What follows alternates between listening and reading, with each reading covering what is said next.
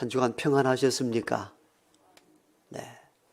평안을 묻는다는 게 일상적인 인사가 아니라 울림이 있는 인사라는 것을 요즘에는 깨닫게 됩니다.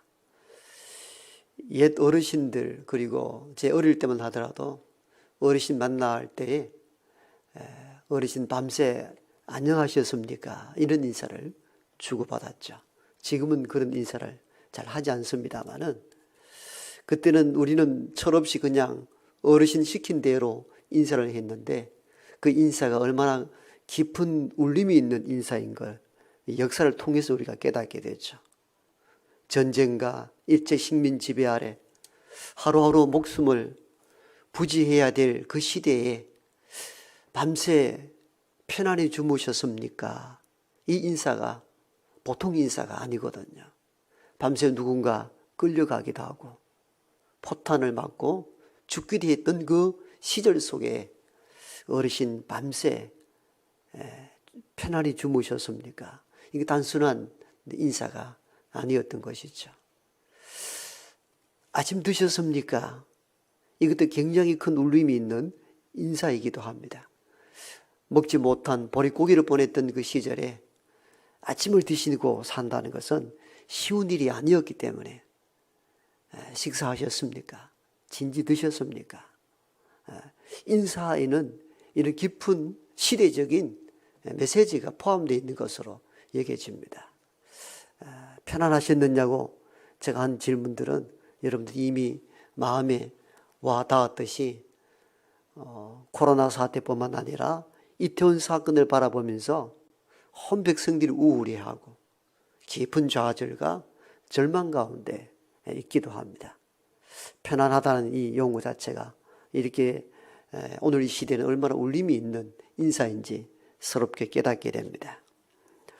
어떻든 저도 요즘 뉴스를 보다가 조금 억지로 안 보려 합니다. 자꾸 보니까 우울해지기도 하고 분노가 치솟기도 하고 그 일상에 혼란스럽게 돼서 좀 자제하려고 애를 쓰는데, 이런 고통과 암울한 시대에 그리스도인들은 무엇을 하며 어떻게 살아야 할까? 이 고민을 함께 나누었으면 좋겠습니다. 첫 번째는 그리스도인들은 백성들의 형편을 돌아볼 줄 알아야 합니다. 그냥 나 혼자만 잘 먹고 잘 살면 되는 것이지, 그게 아니고 가까이는 내 친척, 내 형제, 내 자녀들, 교우들, 좀 멀기는 이 나라 안에 있는 백성들의 어떻게 살아가는가, 즉 형편을 돌아보는 것. 오늘 느헤미야 1장 2절에 보면은 느헤미야가 유다와 예루살렘 사람들의 형편을 물었다, 이렇게 기록하고 있습니다. 지금 느헤미야는 고국을 떠나서 먼 타향살이를 하고 있습니다. BC 586년에 유다가 바벨론에 의해서 멸망을 당하고 유다의 젊고 유능한 인재들을 다 뽑아다가 바벨론 포로로 잡아갑니다. 아마 그때 잡혀간 인물로 보여집니다. 그런데 이 바벨론이 바사 제국에 또 무너지고 맙니다. 그러니까 바벨론 시대에 끌려갔던 유대 청년들이 자연스럽게 바사 제국 지배 아래 또 식민 지배를 겪고 있습니다. 그런데 이런 식민 지배 중에 있는 청년 느헤미야가 이제는 나이가 들었겠죠? 바사 왕 아닥사스다 왕의 술 맡은 관원이 됩니다. 술 맡은 관원이 된다니까 술집의 웨이터쯤 생각하는데 그 정도가 아닙니다. 이 당시에는 많은 왕에 대한 모반, 쿠데타, 그리고 음료수나 먹는 물에 독약을 넣어서 죽이고 모반을 꿈꾸는 일들이 허다했습니다. 바로 이 일을 막기 위해서 왕은 먹는 음식이나 또 음료에 독이 있는지 없는지를 먼저 시험하여 보는 가장 최측근, 가장 신뢰할 만한 자를 곁에 두는데 그 직무를 술 맡은 관원이 했습니다. 여러분 상상이 됩니까? 포로로 잡혀간 유대 청년이 바사 제국 왕의 관원이 되었다는 거예요. 오늘날 같으면 대통령 수하의 여러 장관 중에 하나이며 어떤 의미에서는 비서실장쯤 된다라고 생각해 보십시오. 대단한 권력가입니다. 굉장히 유대인으로서는 출세한 인물이라 이렇게 평가가 가능합니다. 그러니까 느헤미야는 앞날이 보장된 사람입니다. 먹고 살 일에 염려 없이 살아가도 될 사람입니다. 그런데 느헤미야의 관심은 두고 온 고국, 유대 땅, 거기에 관심이 있었습니다. 그래서 하나니가 유대에 갔다 왔다는 소식을 듣고 하나니에게 그렇게 물은 겁니다. 유다와 예루살렘 사람들이 어떻게 살아가더냐? 형편을 물었다는 겁니다. 여러분, 자기 하나 먹고 사는 것도 버거울 수도 있고 또 내 하나 출세하여 편안히 사는데 두고 온 고국에 사람들의 형편을 물었다는 거죠. 오늘 우리들은 우리 자신에 대해서는 굉장히 많이 챙깁니다. 건강뿐만 아니라 노후에 어떻게 할 것인가. 항상 우리의 범주는 내 범주 크게 벗어나질 않습니다. 물론 잘하는 일들입니다. 자기를 위하여 미래를 준비하셔야 합니다. 그러나 그리스도인들은 그 단계와 범위를 좀 넓혀야 합니다. 나만 먹고 살고 내 미래, 내 노후만 생각할 것이 아니라 오늘 가까이 있는 내 형제 자매들이 도대체 어떻게 살아가는지. 우리가 예전에는 7, 8살 때 참 형제들의 우애가 깊었잖아요. 살다 보니 이리저리 흩어지고 어떤 형제는 잘 먹고 잘 살기도 하고 어떤 형제는 실패하여 넘어지기도 할 때에 그냥 내버려 둘 수 없잖아요. 저 형제, 저 형, 저 누나, 저 동생은 어떻게 살아갈까? 여러분, 그리스도인들은 형제의 형편을 돌아볼 줄 알아야 합니다. 가까이 있는 이웃, 교우들은 도대체 어떻게 살아갈까? 이 나라 백성들은 어떻게 살아갈까? 저 먼 우크라이나 전쟁이 일어났다는데 저 여성과 어린 자녀들은 어떻게 살아갈까? 이게 그리스도인입니다. 나만 먹고 나만 잘 사는 개념에서 벗어나 주변에 이웃들의 형편을, 처지를 돌아볼 줄 알아야 합니다. 이 사람이 참된 그리스도인입니다. 초기에 한국, 그러니까 그때는 조선 땅에 들어온 선교사들이 이렇게 한국의 형편을 돌아보니까 날마다 술로 나를 지새웁니다. 나라는 다 무너져 없어졌고, 여러분 오직하면 그런 소설이 나왔겠습니까? 술 권하는 사회. 여러분, 술을 권하는 사회였습니다. 그 문화가 아직도 있잖아요. 우리는 술을 혼자 먹지 않습니다. 부어라 마셔라. 빨리 비워라. 또 한 잔 더. 아직도 잔을 그리 있나? 이 술 권하는 사회입니다. 그 조선 사회에 들어온 해외 선교사를 보니까 날마다 고주망태가 되는 거예요. 야, 이래서는 이 나라가 아무리 복음을 전한다 할지라도 이 세상 바꾸지 아니하면은 조선 사회가 변화되지 않는다는 것을 알았습니다. 그래서 선교사들은 복음을 전함과 동시에 그리스도인만으로도 일절 술을 먹지 않도록 금주 운동을 벌였습니다. 사실 그 문화가 지금까지 내려온 겁니다. 세계 모든 기독교 국가 가운데 술을 먹지 못하도록 한 유일한 기독교는 한국 기독교입니다. 이게 죄냐 아니냐를 떠나가지고 왜? 선교사들이 이 나라 백성들의 형편을 보호하니 술을 끊지 않고 담배를 끊지 않고는 이 조선 사회가 바뀌지 않겠다는 생각을 했기 때문입니다. 그때의 선교사들의 결정이 사실은 옳았던 것입니다. 술을 먹고야 어떻게 세상 삽니까?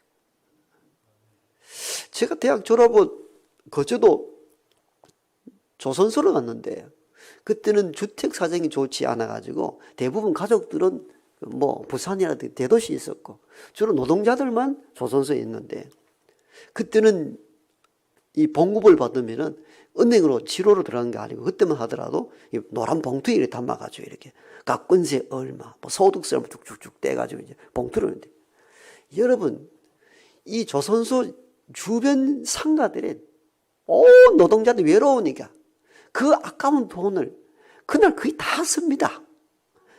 나처럼 착한 사람은 집에 가져가고, 다 어떤 자 정말 놀라운 길거리에 다 나자빠져가 술 취해가지고,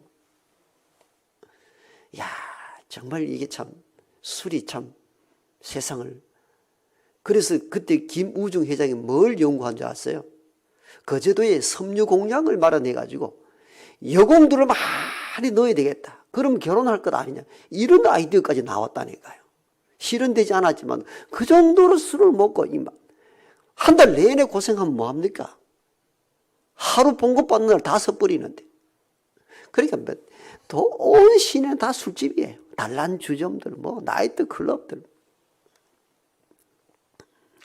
초기 한국 선교사들은 이 땅에 백성들의 형편을 돌아보니 이게 아니다 판단한 거죠. 사실 그게 한국 기독교가 살아남은, 백성들로부터 호응받았던 가장 큰 결정적인 이유였습니다. 지금 느헤미야는 술 맡은 관원으로 안정된 삶을 살아가는데 그의 마음과 생각과 뜻은 두고 온 고국의 사람들의 형편과 처지에 관심이 있었습니다. 오늘 저와 여러분들은 어떤 데 관심이 많습니까? 나 하나만 앞으로 뭘 먹고 사는가? 이 개인적 관점에서 좀 벗어나서 내 형제들, 내 이웃들, 교우들의 처지도 돌아볼 줄 알고, 이 지역, 대구 지역 시민들, 그리고 코로나로 위기 중에 있는 자영업자, 소상공인들은 어떻게 살아갈까? 이태원 사건으로 가져올 이런 저 가정들은 어떤 삶 속에 살아갈까? 이제 형편을 돌아올 수 있는 그런 그리스도인으로 살아갈 수 있기를 축복합니다. 이어서 두 번째는 우리는 느헤미야를 통해 뭘 배울 수 있는가 하면요, 백성들의 형편을 돌아보고 난 뒤에 울며 슬퍼했다는 겁니다. 형편을 돌아보고 그들이 어떤 상황에 놓여 있는지를 듣고 난 이후에 느헤미야는 울며 슬퍼했습니다. 여러분, 그리스도인들은 느헤미야의 심정으로 이 땅의 백성들의 고통을 돌아보며 슬퍼하고 울 수 있어야 합니다. 이게 그리스도인들입니다. 운다는 것은 공감 능력을 말하는 것입니다. 오늘 본문 3절에 보면 유대 백성들이 큰 환난을 당하고 능력을 받으며 성은 허물어지고 성문은 불탔다는 소문을 듣고 느헤미야가 슬퍼하며 울었다, 그렇게 기록하고 있습니다. 느헤미야는 앞에 말씀드린 것처럼 왕의 측근으로 신분이 보장되었습니다. 울 일이 별로 없는 사람입니다. 먹고 사는데 지장이 없기 때문에 울 일이 없는 사람인데, 느헤미야는 두고 온 고국의 백성들을 생각하면서 슬퍼하고 울었다, 이렇게 성경은 기록하고 있습니다. 여러분, 우리는 주변 상황을 이렇게 돌아보면서 공감하며 울기보다는 자꾸 판단하는데 익숙해져 있습니다. 그 귀신 문화에 그 말아가는 아이들이 했던 철딱서니 없어, 이렇게 평가만 하고 있습니다.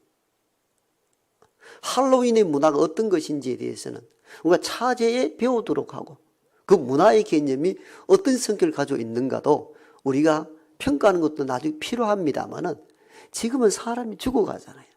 그런데 우리는 이렇게 이야기만 합니다. 그 귀신 문화에 가가지고 갈 데가 없느냐. 여러분들, 우리는 이렇게 평가만 하고 판단만 합니다. 그게 아니고 공감을 가지고, 저 10대, 20대 요즘은 하나 둘밖에 낳지 않는데 그 자녀를 잃었을 부모의 심정을 돌아볼 줄 알아야 됩니다. 그러면 그 자녀가 내 자녀로 인식하고 좀 슬퍼하고 울 수 있어야 합니다. 좀 우는 것, 공감한다는 뜻이거든. 네 아픔을 내 아픔으로 받아들인다는 뜻이 슬퍼하며 우는 것입니다. 울 수 있어야 합니다. 뉴스를 보다가도 눈물을 흘릴 줄 알아야 되고, 그것 생각하면 마음이 저리고 아파야 합니다. 이게 정상입니다. 느헤미야는 그러했습니다. 하나님을 통하여 들은 고국의 소식은 형편이 없었습니다. 성은 허물어지고 성문은 불탔고 남아있는 백성들은 능욕을 당하고 있다는 이 현실 앞에 슬퍼하며 울었다니까요.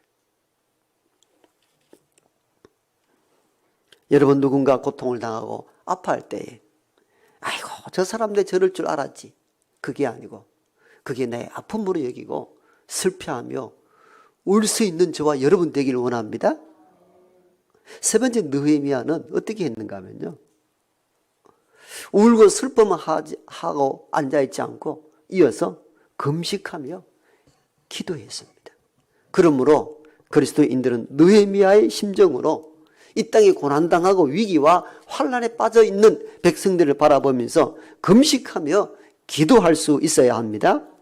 4절에 내가 이 말을 듣고 앉아서 울고 수일 동안 슬퍼하며 하늘의 하나님 앞에 금식하며 기도하여, 느헤미야가 그리했습니다.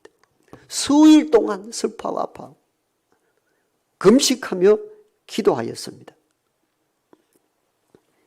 여러분, 누군가 공감 능력으로 슬퍼하고 함께 우는 것도 필요합니다만 그리스도인은 그보다 한 단계 더 나아가야 합니다. 그 일을 위하여 위기와 환난에 빠져있는 백성들을 위해서 금식하며 기도해야 합니다. 우리는 이런 좋은 영적인 무기가 있지 않습니까? 하나님은 우리 자신뿐만 아니라 고난당한 자들을 위하여 아파하고 울며 금식하고 기도한 자의 기도를 깊이 청종하는 줄 믿습니다.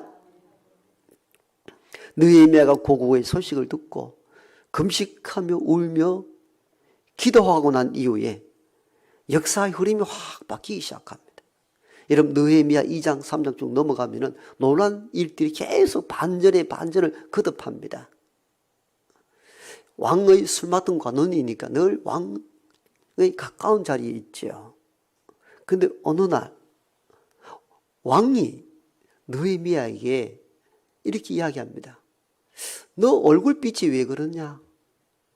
얼굴에 근심이 가득하구나. 그렇게 묻습니다. 원래는 술 맡은 관원이 항상 왕의 건강 상태, 얼굴 눈빛을 보고 빨리빨리 뭔가 파악하는 존재가 바로 왕의 최측근 술 맡은 관원이 해야 될 일들입니다.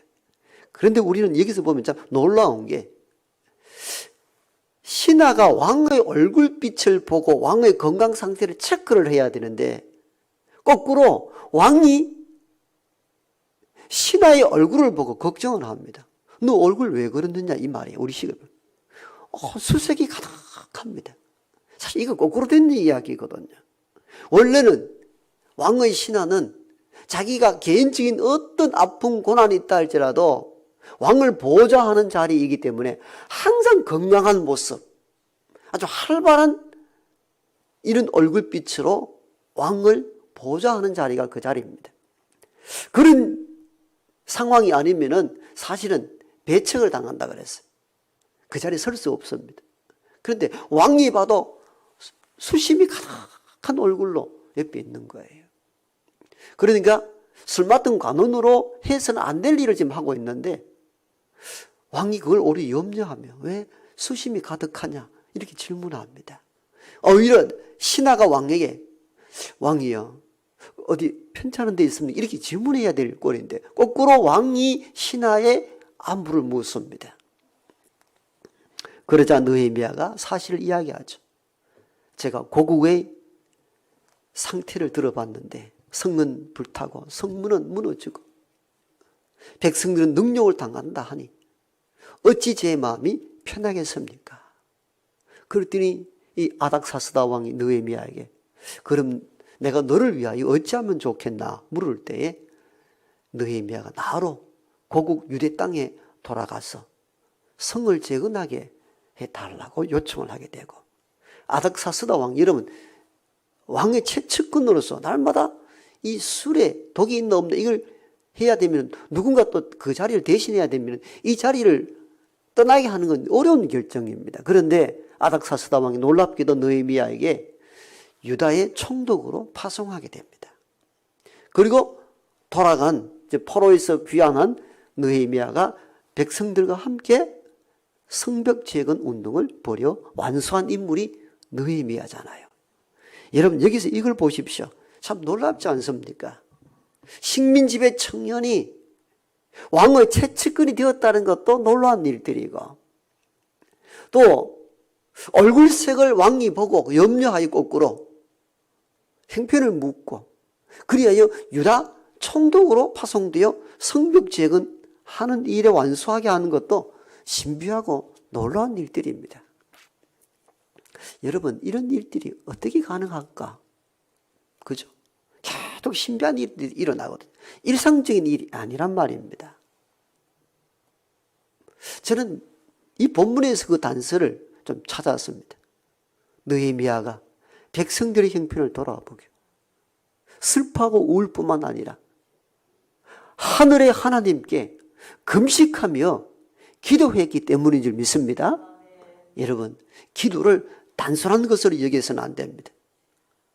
하나님께서 금식하며 기도하는 자들의 간절한 소망을 듣고 계시기 때문입니다. 여러분 우리가 너무 먼 곳에 일어난 사건은 달려가서 어찌할 수 없는 상황에 놓일 때 참 무기력한 우리 자신을 발견하게 되는데, 기독교인은 그때 할 일이 있습니다.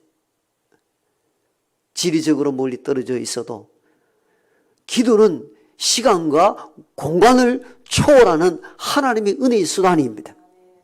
우리가 우크라이나에 달려갈 수는 없다 할지라도 우크라이나 위에 할 수 있는 일들이 있잖아요. 여러분 기도하는 것입니다. 그 나라의 전쟁이 그치고 무고한 시민들이 다치지 않도록 울며 금식하며 기도하는 것이 중요합니다. 여러분 기도는 시간과 공간을 초월한다니까요. 국경을 넘어선다니까요. 아무나 할 수 없는 일을 하나님께서 놀라운 지혜의 은혜를 우리에게 주신 거예요. 이태원 사건으로 고난 중에 있는 가족들을 위해서도 금식하며 기도하는 일이 그래서 중요한 것이고, 우리는 이 일을 받들어서는 안 되는 것입니다. 금식 기도가 왜 능력이 있습니까? 밥 안 먹고 떼쓰기 때문에 그게 아니에요. 금식이라는 것은, 여러분 우리 인간은 먹어야 힘을 얻습니다. 음식이 들어가야 활동할 수 있습니다. 그럼 먹지 않는다는 것은 내 힘을 다 포기한다는 뜻입니다. 내 힘으로 하나도 할 수 없다는 선언입니다. 하나님만의 능력이십니다. 하나님만의 나의 힘이십니다. 이 거룩한 신앙의 고백이 금식인 거예요. 금식은 밥 안 먹고 엄마에게 떼쓰는 행위가 아닙니다. 금식은 나를 내려놓음입니다. 내 힘을 포기한다는 뜻입니다. 나는 먹고 힘을 얻어서 뭘 하는데 이걸 다 육체적인 포기, 이걸 의미한다는 것입니다. 그러므로 내 힘이 아니요 하나님의 능력입니다. 내 능력으로 하는 것이 아니요 하나님의 능력이 임재하셔야만이 이 일을 할 수 있습니다. 이 고백이 금식 기도로 나타나는 것입니다. 나만 먹고 살 생각을 하지 말고 주변을 좀 돌아봅시다. 얼마나 많은 사람들이 고통 가운데 사는지 모릅니다. 코로나로 인하여 사업이 무너지고 주택 하나 구하지 못하여 이 집 저 집 자주 이사를 가고, 취업과 입시와 병과 환란으로 이런 우리 주변을 돌아보면 많은 고통 속에 살아가는 이들이 많습니다. 기독교인은 내가 예수를 잘 믿어서 복을 받아 나 아무 문제 없이 살아가, 그것만 자랑하는 사람이 되어서는 안 됩니다. 그건 굉장히 개인주의적입니다. 하나님의 백성이라는 것은 공동체를 의미합니다.